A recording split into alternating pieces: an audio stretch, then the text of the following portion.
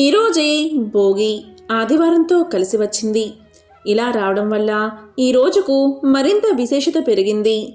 ఆదివారం సూర్య భగవానుడికి ఎంతో ప్రీతికరమైన రోజు. ప్రత్యక్ష దైవమైన ఆ సూర్యనారాయణమూర్తికి ఎంతో ఇష్టమైన ఈ ఆదివారం రోజు భోగి పండుగ రావడం చాలా విశేషం. ఇంతటి విశేషమైన రోజు ఎవరైతే ఈ కథను వింటారో, లేక చెప్తారో, లేక చదువుతారో అలాంటి వారి సకల దోషాలు తొలగి సకల శుభాలు కలుగుతాయి. జన్మల పాపాలు పోయి కోటి జన్మల పుణ్యం వస్తుంది. అష్ట ఐశ్వర్యాలు, భోగ భాగ్యాలు కలుగుతాయి.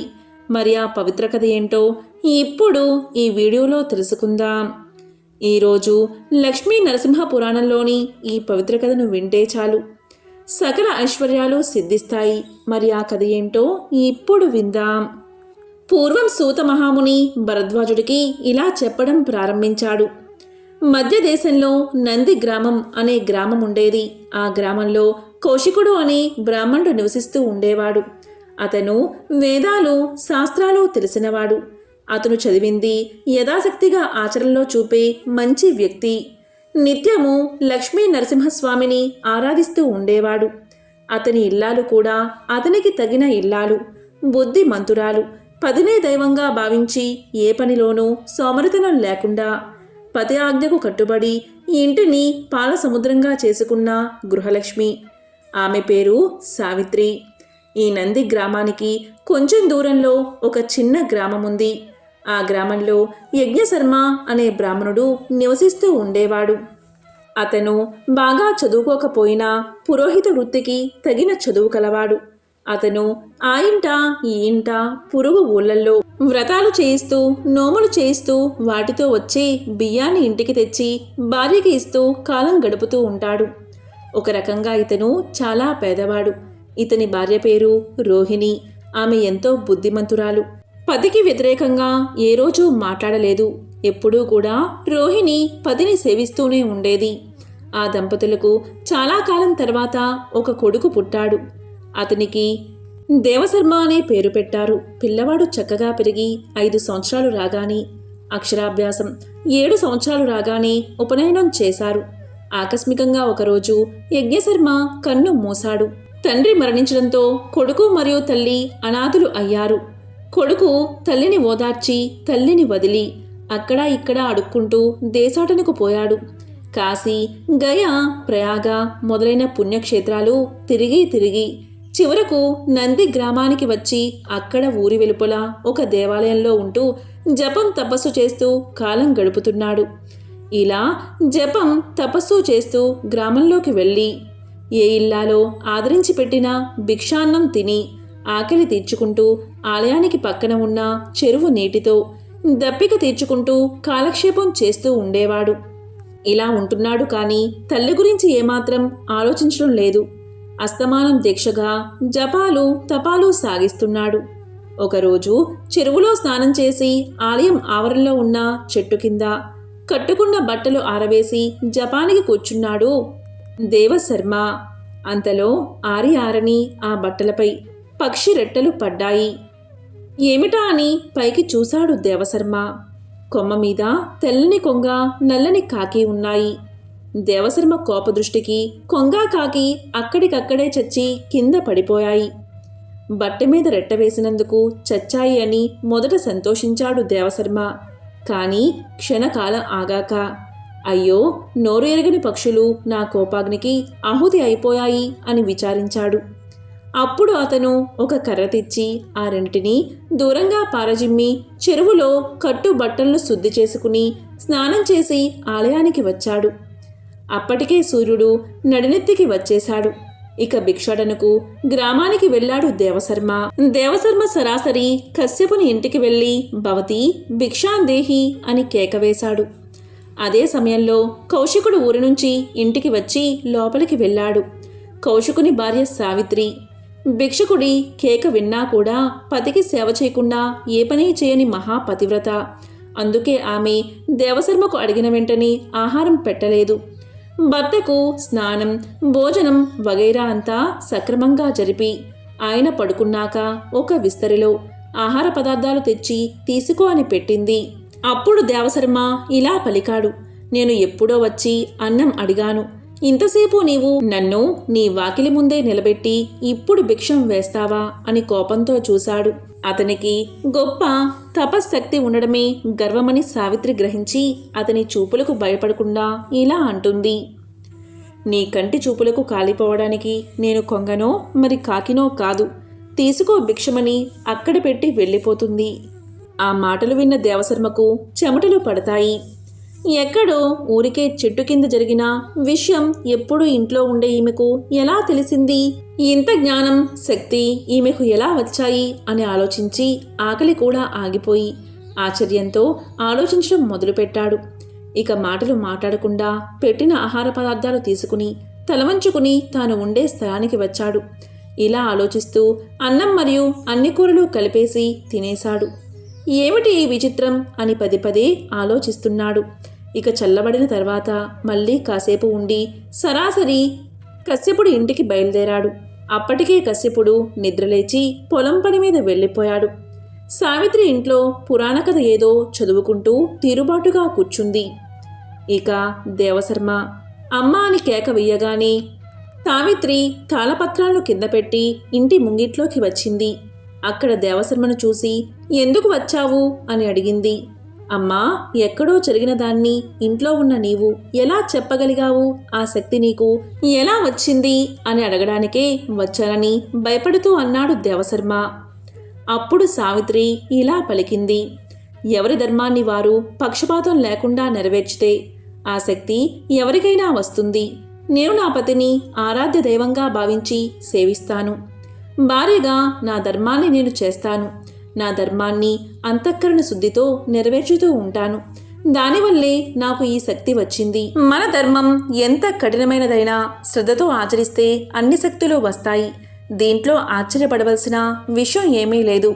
ఇక నీ విషయానికే వస్తే నిన్ను 9 మాసాలు మోసి ఎంతో కష్టమైన ప్రసవ వేదనను భరించి నరకాన్ని తలపించే పురిటి నొప్పులను భరించి నిన్ను కని కంటికి రెప్పలా పెంచి పెద్ద చేసిన తల్లిని, పైగా అనాథను, నీపై ఆధారపడి ఉన్న అమ్మను గాలికి విడిచిపెట్టి నువ్వు జపమో తపమో అంటూ అర్థంలేని పనులు చేస్తున్నావు. కన్న తల్లిని మించిన దైవం లేదు. మాతృదేవోభవ అనే వాక్యం నువ్వు వినలేదా? అయినా విని ఏం లాభం? ఆ మాతృదేవతను సేవిస్తూ కాపాడుకుంటూ ఉంటే అన్నీ నీకు వశమవుతాయి. ఆ మాత్రం తెలియక దేశాలకు వెళ్ళి తపస్సు చేయడం వ్యర్థం. నీ తపస్సు వల్ల వచ్చిందేమిటి? కొంగను, కాకిని చంపడం తప్ప. ఇప్పటికైనా తెలుసుకుని నీ ఇంటికి వెళ్ళు. నీ తల్లిని శ్రద్ధాభక్తులతో సేవించు.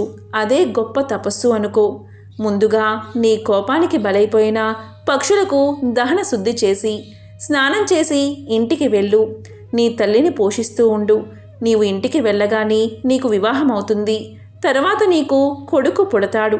వాడు నీ వంశానికి మూలం అవుతాడు. తరువాత నీ తల్లి, నీ భార్య మరణిస్తారు. ఆ తర్వాత యథావిధిగా సన్యాసాన్ని స్వీకరించు.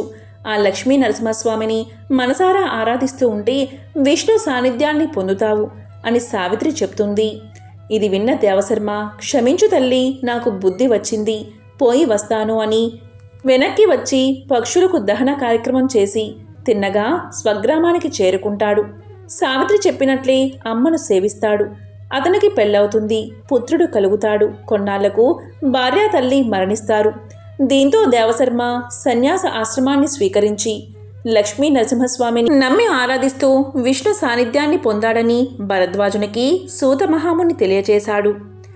ఎంతో పవిత్రమైన విశేషమైన ఈరోజు ఈ కథను విన్నా, చదివినా, చెప్పినా, వినిపించినా జన్మల పాపాలు తొలగి కోటి జన్మల పుణ్యం వస్తుంది. విష్ణు సాన్నిధ్యం కలుగుతుంది. ఇక భోగి పండుగ రోజు తప్పకుండా వినాల్సిన మరొక కథ గురించి ఇప్పుడు తెలుసుకుందాం. ఎవరైతే ఈరోజు అంటే భోగి రోజు ఈ కథను వింటారో వారికి ముక్తి కలుగుతుంది. ఆ కథే గోదాదేవి కథ. విష్ణు చిత్తుడు సాక్షాత్తు గరుత్మంతుని అంశగా విల్లిపుత్తూరులో జన్మించారు. ఈ విల్లిపుత్తూరు అంటే మహావిష్ణువుకు చాలా ఇష్టం. విష్ణువుకు వైకుంఠం మీద విసుగు పుడితే వైకుంఠాన్ని వదిలి 2 ప్రదేశాలకు వస్తారని శాస్త్రాలు చెబుతున్నాయి.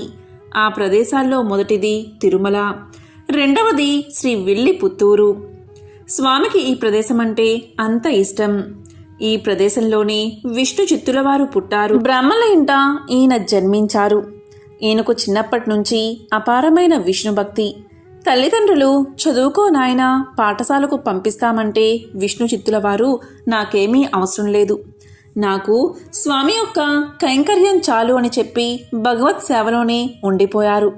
శ్రీ విల్లిపుత్తూరులో వటపత్ర సాయి ఆలయం ఉంది. అక్కడే ఉండిపోయాడు విష్ణు చిత్తుడు. పేద కుటుంబంలో పుట్టడం వల్ల పత్రాలతో పూలతో భగవంతుణ్ణి అర్చిద్దాం అనుకుని ఒక తోటలో తులసి మొదలైన పువ్వులను పెంచేవాడు. అలా విష్ణు చిత్తుల వారికి 50 ఏళ్ళు వచ్చేశాయి.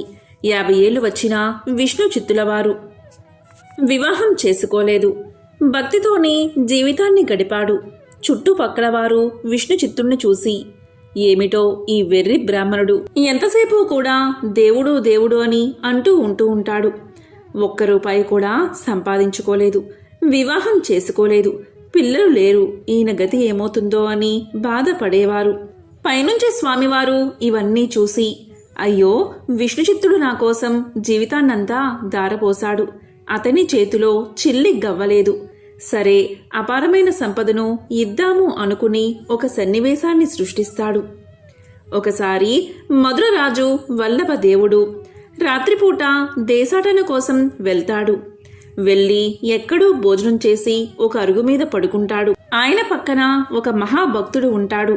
అతను భోజనం చేసి హాయిగా హరినామస్మరణ చేసుకుంటూ ఒక శ్లోకం చదువుతాడు.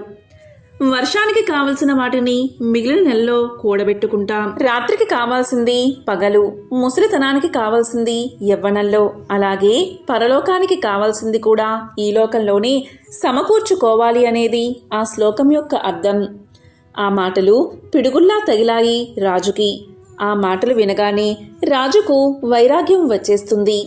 ఇక రాజు వెంటనే రాజ్యానికి వెళ్ళి, నాకు రాజ్యం అక్కర్లేదు, మోక్షం కావాలి, మోక్షం కావాలంటే ఏ దేవుణ్ణి ప్రార్థించాలి అని పండితులందరినీ కూడా అడుగుతాడు. పండితులు ఒక్కొక్కళ్ళు ఒక్కో దేవుడి గురించి చెప్తారు. అప్పుడు రాజు ఇలా అంటాడు, అలా కాదు, ఈ దేవుడు మోక్షం ప్రసాదిస్తాడని నాకు నిరూపించండి అని ఒక పరీక్ష పెడతాడు. ఆ పరీక్ష ఏంటి అంటే, ఒక పెద్ద స్థలంలో గడ్డకర్ర పాతి ఆ గడ్డకర్ర పైన 1,00,000 వరహాల మూట వేలాడదీస్తాడు.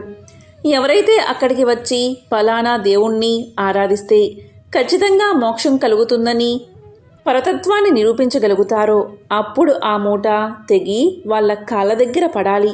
అలా పడితే అప్పుడు ఆ దేవుడు మోక్షం కలిగిస్తాడని నమ్ముతాను అని రాజు అంటాడు. ఇక అలా అనగానే చాలామంది వరహాల కోసం అతని దగ్గరకు వస్తారు. రకరకాలుగా చెప్తారు, కానీ ఎవరు ఏం చెప్పినా ఆ మూట కింద పడదు. ఇక్కడ విల్లిపుత్తూరులో విష్ణు చిత్తుల వారు ఎప్పటిలాగానే మూలమంత్రాన్ని జపిస్తూ తులసిమాలలను కట్టడం మొదలుపెట్టాడు. ఆ మాలలను స్వామికి సమర్పించబోయేంతలో ఆ స్వామి విష్ణు చిత్తుని ఎదుట ప్రత్యక్షమయ్యాడు. అప్పుడు స్వామి చిరునవ్వుతో విష్ణు చిత్తుడికి వల్లభదేవుణ్ణి పరిస్థితి వివరించాడు. నువ్వు వెంటనే మధురకు వెళ్ళు, అక్కడ రాజు ముందు అన్నీ తెలిసినట్లు అవాకులు చివాకులు పేలుతున్న వాళ్ళందరి యొక్క గర్వాన్ని దించు, నా మహిమను ప్రకటించు అని ఆనతి ఇచ్చాడు స్వామి. ఆ మాట విన్నా విష్ణుచిత్తుడు వణికిపోయాడు, సాష్టాంగపడ్డాడు. అయ్యో స్వామి, శాస్త్ర గ్రంథాల వంకైనా ఎప్పుడూ చూడలేదు నేను, తోటలో మట్టి తవ్వడం తప్ప నాకేం తెలియదు స్వామి, నన్ను వాదానికి పంపితే అక్కడ మీకు జరిగేది అవమానమే అని మొత్తుకున్నాడు.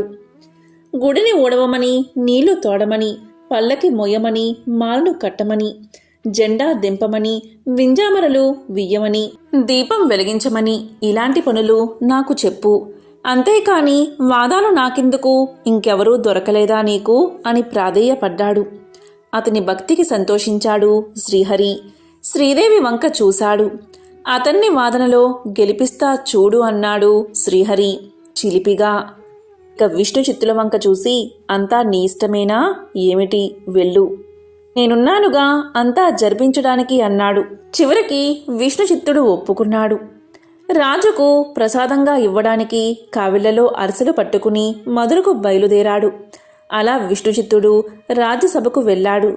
విష్ణుచిత్తుడి దివ్య తేజం చూసి రాజుతో సహా సభలో ఉన్న వారంతా లేచి నిలబడ్డారు. రాజు చూపించిన ఆసనం మీద కూర్చున్నాడు విష్ణుచిత్తుడు. అప్పటిదాకా వాదం సాగిస్తున్న సభలోని పండితులంతా విష్ణుచిత్తుడి రాకతో నిశ్శబ్దంగా ఉండిపోయారు. అప్పుడు విష్ణుచిత్తుడు ఇలా పలికాడు, ఎందుకు ఈ మౌనం? కానివ్వండి, నేనేం పరాయివాడినా అని నవ్వుతూ వాళ్ళతో అన్నాడు. లోతుపాతులు తెలుసుకున్నాడు. తర్వాత రాజుతో ఇలా పలికాడు, నువ్వు మధ్యవర్తిగా ఉంటే నా వాదం వినిపిస్తా అన్నాడు. తర్వాత ఒక విద్వాంసుడి వైపు తిరిగి అతన్ని వాదనను తన మాటల్లో వివరించాడు. దాంట్లో ఒక్కొక్క విశేషాన్ని తీసుకుని సూక్ష్మంగా ఖండించాడు. మధ్యలో మాట్లాడబోయిన వాళ్లను ఒక్క మాటతోటే ఖండించాడు.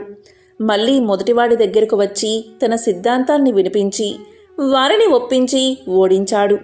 అలా గెలిచాడు విష్ణుచిత్తుడు. ఇలా విష్ణుచిత్తుడు అందరినీ వరుసగా వాదనలో ఓడించాడు. బ్రహ్మసూత్రాలు ఉపనిషత్తుల ద్వారా పరమాత్మ తత్వాన్ని నిరూపించాడు.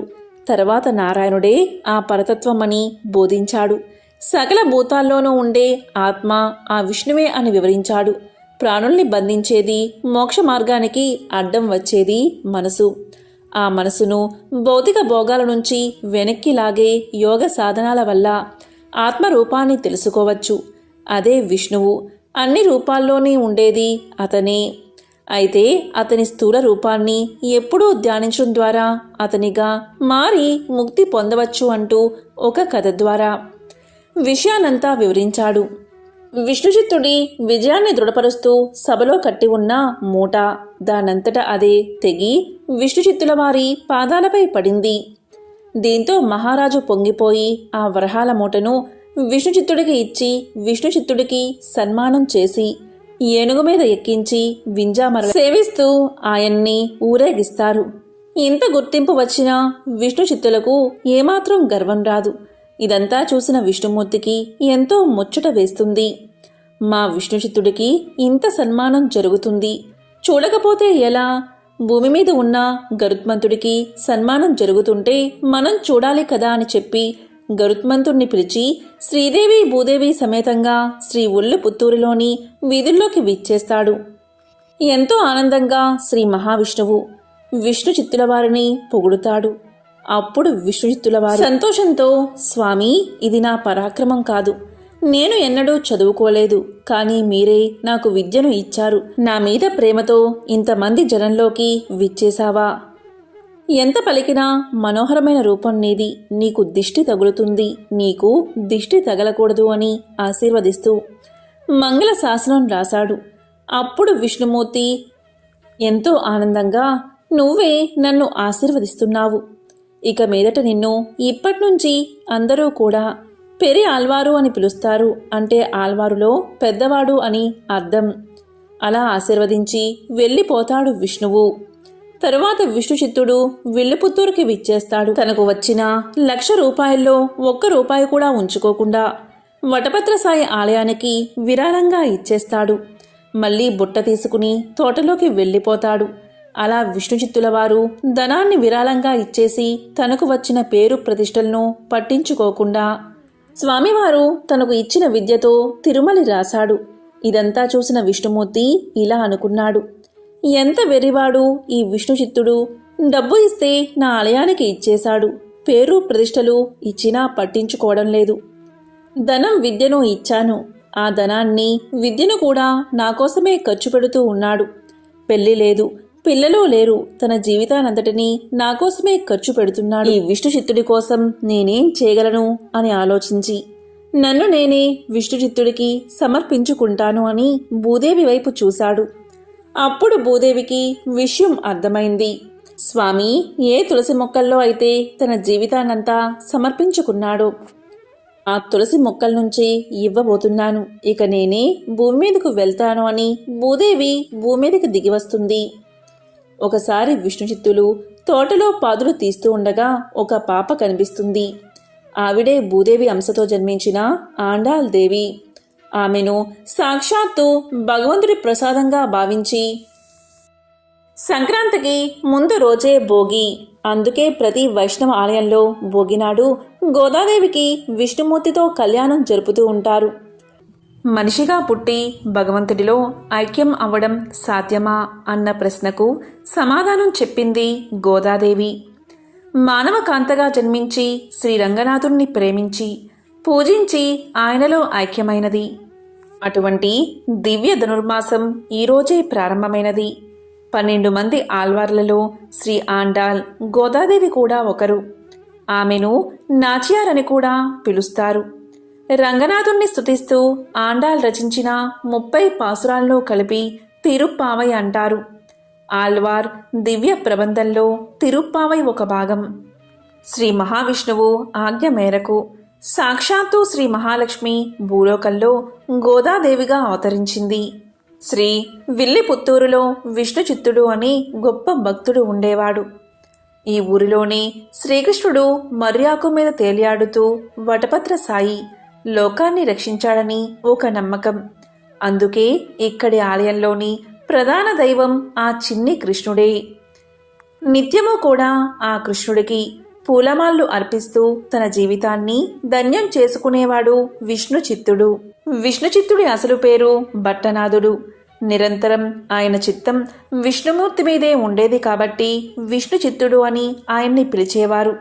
విష్ణు చిత్తుడు సాక్షాత్తు శ్రీ మహావిష్ణువును దర్శించి ఆయనకు మంగళాసనాలు అర్పించినట్లు ఒక కథ ప్రచారంలో ఉంది. అందుకే ఆయనను విష్ణు భక్తులైన ఆల్వారులలో ఒకరిగా ఎంచి ఆయనకు పెరియాల్వారు అన్న గౌరవాన్ని అందించారు. పెరియాల్వారు ఒకరోజు తులసి మొక్కల కోసం పాదులు తీస్తూ ఉండగా ఒక చిన్నారి కనిపించింది. ఆమెను సాక్షాత్తు ఆ భగవంతుడి ప్రసాదంగా భావించి పెంచుకున్నాడు విష్ణు చిత్తుడు.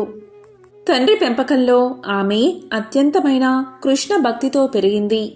విష్ణు చిత్తులవారు ప్రతిరోజు తులసిమాలను తయారు చేసి ఒక బుట్టలో ఉంచి తిరిగి తన కార్యక్రమాలు పూర్తి చేసుకుని ఆ మాలను దేవాలయానికి తీసుకువెళ్లి వటపత్ర సాయికి సమర్పించేవాడు. తండ్రిగారికి తెలియకుండా ఆమె రోజు ఆ మాలను ధరించి తాను భగవంతుణ్ణి వివాహం చేసుకోవడానికి సరిపోవునా అని అద్దంలో చూసుకుని మురిసిపోయేది. కొద్ది రోజులకు తండ్రిగారికి ఆ మాలలో ఒక వెంట్రుక కనిపించగా గోద ఆ మాలను ధరించిందని గమనించి ఆమెను కోపగించుకుని తనచే ఇన్ని రోజులు తప్పు జరిగిందని భావించి ఆ మాలను భగవంతుడికి సమర్పించలేదు. ఆశ్చర్యంగా ఆ రోజు విష్ణు చిత్తులవారి స్వప్నంలో స్వామి కనిపించి ఈరోజు తులసిమాలని ఎందుకు సమర్పించలేదు అని అడుగుతారు. దీంతో విష్ణు చిత్తులవారు తనకు తెలియకుండా అపచారం జరిగిపోయిందని బాధపడతాడు. అప్పుడు స్వామి ఇలా తెలుపుతాడు, విష్ణు చిత్త శ్రద్ధగా విను. గోదాదేవి సాక్షాత్తు ఆ భూదేవి అవతారమే. ఆమె స్పృశించిన మాలలను ధరించడం వల్ల నాకు అపచారం కాదు, ఆనందం కలుగుతుందని తెలియచేశాడు. దీంతో గోదాదేవికి కృష్ణుడిపై ప్రేమ మరింత పెరిగింది. తనకు పెళ్ళైనట్లు భావించి ఒకప్పుడు గోపికలు చేసిన కాత్యాయని వ్రతాన్ని మొదలుపెట్టింది. అలా తాను వ్రతాన్ని ప్రారంభించడమే కాదు, తన చెలికత్తెల్ని కూడా తనతో కలిసి వచ్చేందుకు సిద్ధం చేసింది. తన చెలులను మేలు కొలిపేందుకు, వారికి వ్రత విధానాలు తెలిపేందుకు, తనలోని కృష్ణభక్తిని వెల్లడించేందుకు రోజుకో పాసురం చొప్పున 30 పాసురాలు పాడింది గోదా. అవే ధనుర్మాసంలో ప్రతి వైష్ణవ భక్తుడి ఇంట్లోనూ వినిపించే తిరుప్పావై. ఎట్టకేలకు గోదాదేవి ప్రేమకు ఆ కృష్ణుడు లొంగక తప్పలేదు. తానే స్వయంగా విష్ణు చిత్తునికి కనిపించి తానుండే శ్రీరంగానికి గోదాదేవిని తీసుకురమ్మని అక్కడ రంగనాథుడిగా వెలిసిన తాను గోదాదేవిని వివాహం చేసుకుంటానని తెలియచేశాడు. శ్రీరంగంలోని ఆలయ అర్చకులకు విషయాన్ని తెలియచేశాడు. కృష్ణుడి ఆదేశాలు విన్న విష్ణు చిత్తుని సంతోషానికి అవధుల్లేవు. వెంటనే గోదాదేవిని విల్లిపుత్తూరులోని ప్రజలను తీసుకుని శ్రీరంగానికి బయలుదేరాడు.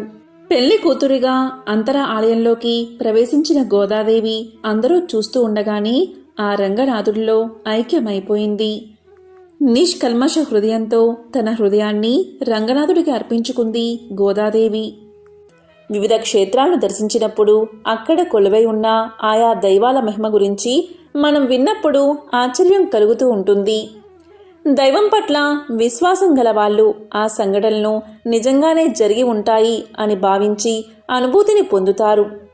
తమ ఊళ్ళల్లో ఆవిర్భవించిన దైవం పట్ల, ఆ దైవం చూపిన మహిమల పట్ల వాళ్ళు పూర్తి విశ్వాసాన్ని ప్రకటిస్తూ ఉంటారు.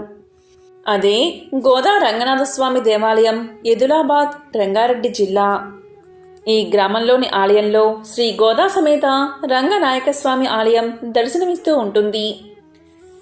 ఇక్కడికి అమ్మవారు ఈ ప్రాంతానికి చెందిన దేశికాచార్యులు అనే ఒక భక్తుడితో కలిసి విల్లు పుత్తూరు నుంచి వచ్చినట్లుగా స్థల పురాణం చెప్తుంది. అమ్మవారి ఆదేశం మేరకు ఆయనే ఈ ఆలయాన్ని నిర్మించారట. ఈ ఆలయం గురించి ఒక కథ ప్రచారంలో ఉంది. ఒకసారి ఈ ఆలయ ప్రాంగణంలో దేశికాచార్యుల వారు కూర్చుని పారాయణం చేస్తూ ఉన్నారు. ఆ పక్కనే 12 సంవత్సరాల వయసు గల 8 మంది ఆడపిల్లలు ఆడుకుంటూ ఉన్నారట. ఆ సమయంలో మట్టి గాజులు అమ్మే వ్యక్తి అటుగా రావడంతో అరుగు మీద కూర్చుని పారాయణం చేసుకుంటున్న దేశికాచార్యుల దగ్గరకు ఆ ఆడపిల్లలు పరిగెత్తుకుంటూ వెళ్లి తమకు గాజులు వేయించమని అడిగారట. ఆ పిల్లల ముచ్చట తీర్చడం కోసం ఆ గాజుల అబ్బాయిని పిలిచి వాళ్ళందరికీ కూడా గాజులు తొడిగి తన దగ్గరికి డబ్బుల కోసం రమ్మని చెప్పాడు దేశికాచార్యులు. కాసేపటికి ఆ పిల్లలకు గాజులు వేసి తిరిగి వచ్చిన గాజుల అబ్బాయి మొత్తం 9 మంది ఆడపిల్లలకు గాజులు వేసినట్లుగా చెప్పాడు. కానీ అక్కడ 8 మంది పిల్లలు ఉండడంతో దేశికాచార్యులు ఆలోచనలో పడ్డాడు. విషయం తెలుసుకుందామని దేశికాచార్యుల వారు ఆ పిల్లల దగ్గరకు వెళ్ళి మొత్తం ఎంతమంది గాజులు వేయించుకున్నారు అని అడగ్గా తాము 8 మంది ఆడుకుంటున్నట్లుగా 8 మంది గాజులు వేయించుకున్నట్లుగా ఆ పిల్లలు చెప్పారు. కానీ గాజులమ్మేవాడు మాత్రం తాను నిజమే చెప్తున్నానని, ఒక అమ్మాయి గాజులు వేయించుకున్న తర్వాత గుళ్ళోకి వెళ్లడం చూశానని పలుకుతాడు. దాంతో దేశికాచార్యుల వారు గుడిలోకి వెళ్లి చూస్తే అక్కడ ఎవరూ కనిపించలేదు. దేశికాచార్యుల వారు అమ్మవారి వైపు చూడగానే అక్కడ అమ్మవారి మూలమూర్తికి మట్టి గాజులు కొత్తవి ఉండడం చూశాడు. అమ్మవారి చేతికి ఉన్న గాజుల అబ్బాయి దగ్గర దొరికే గాజులు సరి పోల్చగా అమ్మవారి చేతికి ఉన్నవి అవే గాజులు అని తెలిసింది. అప్పుడు దేశికాచార్యుల వారు గాజులు అమ్మే అబ్బాయితో స్వయంగా అమ్మవారు వచ్చి నీతో గాజులు వేయించుకున్నారు, ఎంత అదృష్టవంతుడివి అని చెప్పాడు. ఆ విషయం తెలుసుకున్న గాజుల అబ్బాయి సంతోషంతో పొంగిపోయాడు. సాక్షాత్తు అమ్మవారి చేతికి గాజులు తొడిగే అవకాశం తనకు లభించడం ఏమిటి అని పొంగిపోయాడు. ఈ విషయం ఊళ్ళో అందరికీ తెలిసిపోయింది. ఆనాటి నుంచి అమ్మవారిని దర్శించుకునే భక్తులు అమ్మకు ఎంతో ఇష్టమైన మట్టి గాజులను సమర్పించుకోవడం వస్తుంది. ఎంతో పవిత్రమైన విశేషమైన ఈ కథను విన్నా, చదివినా, చెప్పినా, వినిపించినా సకల శుభాలు కలుగుతాయి. సత్యభామ యొక్క మరో జన్మ గోదాదేవి అంటూ ఉంటారు. సత్యభామ యొక్క మరో జన్మ అని భాగవతులు తలుస్తారు. సత్యభామ పారిజాత పుష్పాలతో ఒక అందమైన మాలికాల్లి తన కృష్ణుని కంఠంలో అలంకరించబోయింది. శ్రీకృష్ణుడు ఆ మాలను తన చేతులతో తీసి అప్పుడు సత్యభామ మెడలో వేశాడు. అప్పుడు సత్యభామ శ్రీకృష్ణుని కోసం మళ్ళీ మాలను అల్లి నీలమేఘశ్యాముణ్ణి అలంకరించబోగా దానికి ఆ శ్రీకృష్ణుడు సత్యభామ నీవు ధరించిన ఆ మాలని నా మెడలో వేయమని చెప్పాడు. కలియుగంలో సత్యభామే గోదాదేవిగా ఆవిర్భవించి తన కృష్ణుడి కోసం తపిస్తూ తిరుప్పావై రాసి గానం చేసిందని పెద్దలు చెప్తూ ఉంటారు. పెళ్లిళ్లకు వచ్చిన పిల్లలు మార్గశిర మాసంలో ప్రతిరోజు తిరుప్పావై గానం చేస్తే మాఘమాసంలో వివాహం జరుగుతుందని ఒక నమ్మకం. ఇదే పరమ పావనమైన గోదాదేవి యొక్క కళ్యాణం కదా. ఈ కథను ధనుర్మాసం వచ్చేలోపు లేదా ధనుర్మాసంలో ప్రతిరోజు వింటే చాలు పాపాలు తొలగి 1,000,000 జన్మల మహాపుణ్యం వస్తుంది. శ్రీకృష్ణుడు ఉండే అందాల పల్లె రేపల్లెలో కరువు వచ్చి అందరూ కూడా ఆందోళన పడుతూ కృష్ణయ్య దగ్గరకు వెళ్ళి ఏం చేద్దామని అడిగారు. దానికి శ్రీకృష్ణుడు చిన్నారి కన్యలైన గోపికలతో వ్రతం చేస్తే బాగుంటుందని సలహా ఇచ్చాడు. అప్పుడు శ్రీకృష్ణుడు గోపికలను పిలిపించి నియమాలను వివరించాడు. ఈ వ్రతం పెందలకాడనే మొదలవుతుంది కనుక మీరంతా తెల్లవారుజామునే లేగాలి సుమా అని గోపికలకు చెప్పి పంపించాడు కృష్ణుడు. మర్నాడు కృష్ణుడితో కలిసి వ్రతం చేస్తున్నాము అనే ఆనందంలో గోపికలకు ఆ రోజు నిద్ర పట్టలేదు. ఎప్పుడు బ్రాహ్మీ ముహూర్తం వస్తుందా అని ఎదురుచూస్తూ కష్టంగా రాత్రంతా గడిపి గోపికలు తెల్లవారుజామునే కృష్ణుడు రమ్మన్నాడు కనుక ముందే లేచి అందరినీ లేపుదామని బయలుదేరారు. గోపికలు ఆ విధంగా ధనుర్మాస వ్రతాన్ని చేశారు. ఇదే తిరుప్పావై వ్రతం. తిరుప్పావైలోని తొలి పాసురంలో రండి రండి అంటూ ఒకరినొకరు పిలుచుకుంటూ ఉంటారు. గోపికలు నారాయణుని కీర్తిస్తూ నిద్రలేవమని పాడే ఈ పాసురాల్ని కూడా సుప్రభాత ప్రబోధ గీతాలు. ఈ గీతాలు వింటే చాలా అదృష్టం మీ తలుపు తట్టినట్లే. కాబట్టి ఎంతో విశేషమైన భోగి రోజు ఈ కథలను విన్నా, చదివినా, చెప్పినా, వినిపించినా జన్మల దోషాలు తొలగి కోటి జన్మల పుణ్యం వస్తుంది. ఓం నమో నారాయణాయ. ఓం శ్రీ మాత్రే నమః. ఓం నమః శివాయ.